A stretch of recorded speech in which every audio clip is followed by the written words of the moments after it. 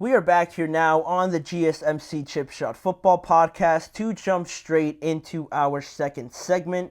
A continuation of yesterday, obviously, when the news broke about Brandon Aiyuk getting his new deal and everything like that.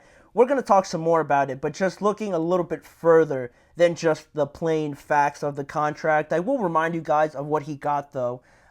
Yesterday, the 49ers and Brandon Aiyuk agreed to a 4-year, $120 million extension, $76 million guaranteed, averages out to about $30 million average salary per year, making Aiyuk the sixth highest paid wide receiver in the NFL, and just also based on how this contract sort of plays itself out. He will play this year on that fifth-year option, obviously, but then after that year, that new contract will kick in and will bump up his salary up around that 20-something million based on how much it is split between bonuses and things like that. So that's the plain facts about the deal, right? That's what he got in his new contract that he finally ended this entire saga with and can go forward now with being on the 49ers long term. It guarantees that he is part of this project long term because there were some questions, definitely, because when I brought up the subject yesterday,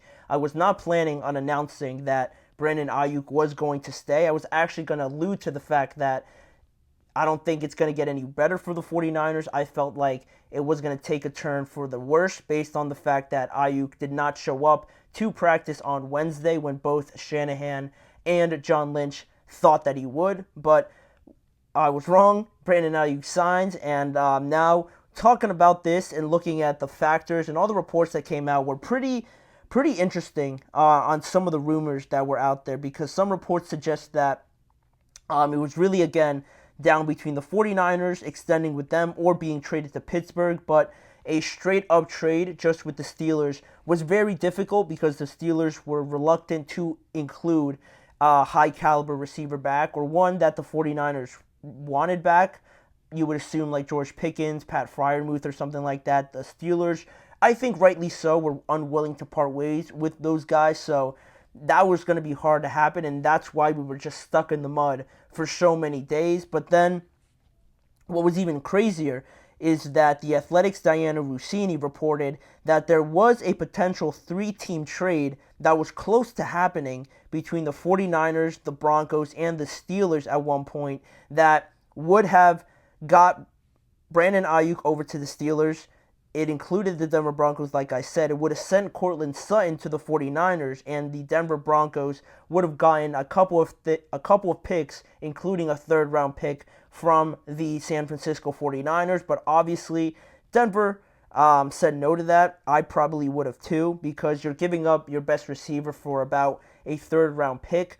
The Broncos declined, and it seems like the feeling was that if they would have accepted that, that trade would have happened. They probably wouldn't have extended Aiyuk, and Cortland Sutton would have been on his way to the Niners. Aiyuk would have ended on the Steelers, and we could have been talking about one of the craziest endings that would be fitting to this sort of situation that has just gone on the entire offseason. A lot of twists and turns and just really not knowing how this was going to end. But now Aiyuk stays on the 49ers for the next 4 to 5 years, and it's great for the Niners to get one of these things done, but the other one is still Trent Williams. He is still looking for more guaranteed money on the remaining 2 years of his deal, and there hasn't been too many updates, clearly probably because the 49ers were still trying to work out this Aiyuk deal. Now they got it to turn out in their favor, so doing everything that is possible to get Trent Williams to come back to playing football,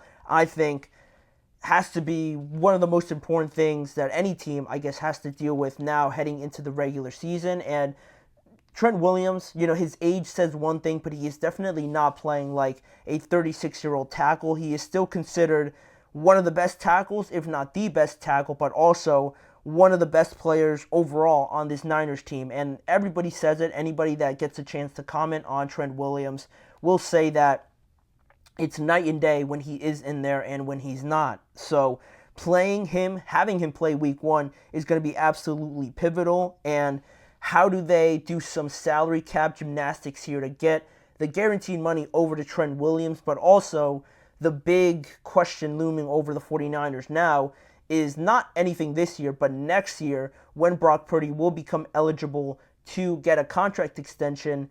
What do you do from there, right? What do you do from there? Because yeah, it's early for Brock to want and demand a contract. Like, it's not like he's going to be on the last year of his deal, but then you start having all these questions, right? Do you get him extended now over the fear of seeing the quarterback market jump up again and then having to pay more down the line? Do you wait another year just to see if Brock really is your guy, if anybody still has any doubts about him? But then again, the price could jump up by the time you want to extend him in year 4. And then by then, also, say he does play bad, do you want to extend him? Do you try and reset this whole thing? That is going to be one of the biggest questions next offseason. But for right now, they're lucky they don't have to, address that right away, right, directly. But it also brings into the conversation the other wide receiver on their team, Deebo Samuel. And what does this extension with Brock Purdy's future extension as well, and Trent Williams trying to get more guaranteed money, where does he stand in all of this? And can they pay everybody? Because right now, the 49ers will enter 2024 with 8 players earning an average annual salary of $15 million or more. You have Brandon Aiyuk earning over $15 million, obviously, with his new deal. Nick Bosa, one of the highest paid non-quarterbacks in the NFL, with his previous contract extension. Deebo Samuel is making over $15 million per year. Trent Williams as well. Javon Hargrave, Fred Warner, Christian McCaffrey, and George Kittle are all making big amounts of money, right, for this 49ers, accounting for a lot of their salary cap. And you can't say that none of them deserve it, right? And it is great to have them all still on your team earning this amount of money. But the biggest thing with this, the biggest takeaway, is that it doesn't last forever, right? That's why everybody brings up the Super Bowl window and how long does this 49ers team really have now, because it has been a while that they've been able to have all of these superstars but nothing to show for it in terms of hardware, big time wins in the Super Bowl, right, and things like that. They've been there, but they always seem to fall short.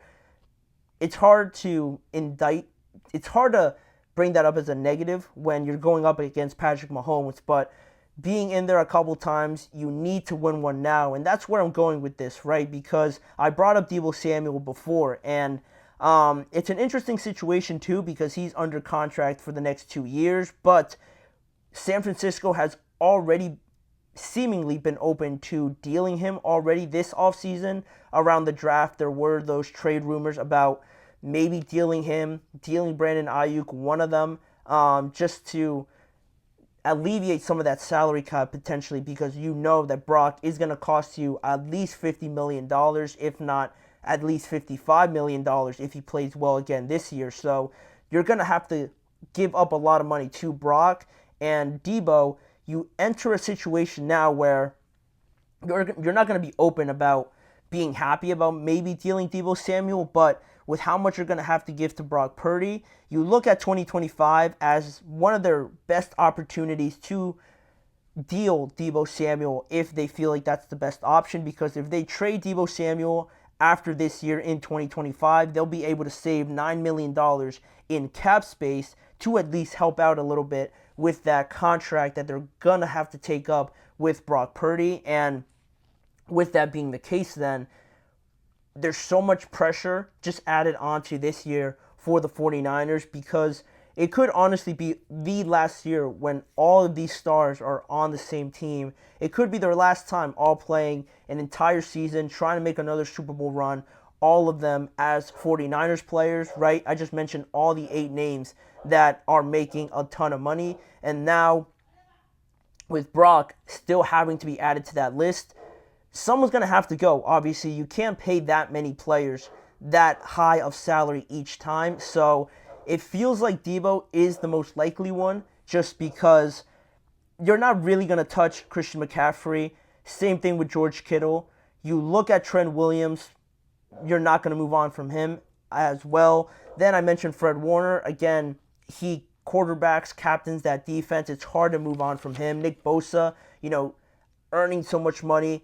you're going to take up a lot of dead money if you just trade him and move on from him. So it feels like Deebo is at that point where he looks like the most expendable option for the 49ers because of the fact that they can save up to $9 million if they trade him. So while this whole thing started with Brandon Aiyuk getting that extension and being a great thing, right, for the 49ers, thinking about it long term, you're able to bring the whole band back together for this year, one last run at this Super Bowl. And to me, it just gives off the main message that they have to win it this year. They just have to, because they're going to be in the same situation next year if they move on from Deebo. Everybody asking the same questions that they did with Brandon Aiyuk this year. Is the Super Bowl window closed with moving on from Deebo? Or do they have enough players on their roster in their wide receiver room to compensate for the loss of a guy like Deebo, similarly to this year with Brandon Aiyuk? All those questions are going to come back up next year, but the difference is that Deebo next year, if you move on from him, it's almost like a necessary thing you're going to have to do because you're going to have to pay Brock at the end of the day. So it feels like, yeah, it's a win right now, but it adds so much pressure this year to the 49ers that this is their last run at it. This is going to be their last chance at most likely having this entire group back at it again. And it's funny because you think about the Super Bowl now, you want to have your chance at it again, but what happens if you play the Chiefs again? It would be awesome to see like a trilogy to all of this, but again, it's almost like, can you slay your demon there in that final battle to finally get that Super Bowl, or are the Chiefs going to create history? I'm thinking so far ahead, but those are the stakes right now for the 49ers. A lot is riding on this season to get that Super Bowl trophy, because if you don't, you're going to see major changes. I don't think they'll get rid of Kyle Shanahan or anything like that, so still trying to keep their Super Bowl window open. They're going to have to make choices, and I think Deebo is going to be one of those expendable pieces, which is unfortunate to say, but that's what eventually happens in the NFL, right? When you have so many stars, paying all of them, it's only temporary, and it's all based on how much success you have in that limited time you have with all these stars. But that's pretty much the short-term and the long-term problems that eventually the 49ers will have to face. It's going to be interesting how this year plays out. It's all going to start in just less than a week from yesterday, 6 days away from the start of the regular season. But moving on to our next break, we're going to come up after that break and talk about Micah Parsons. Some more news about the Cowboys. Nothing too serious, but Micah Parsons did bring up the fact that he wants to see one position in the NFL earn more money. It's not pass rushing. It's not the position that he plays. It's another one that he feels is being a little bit underpaid based on how much they contribute to the game. Stay tuned to find out what group that is after we return after this short break.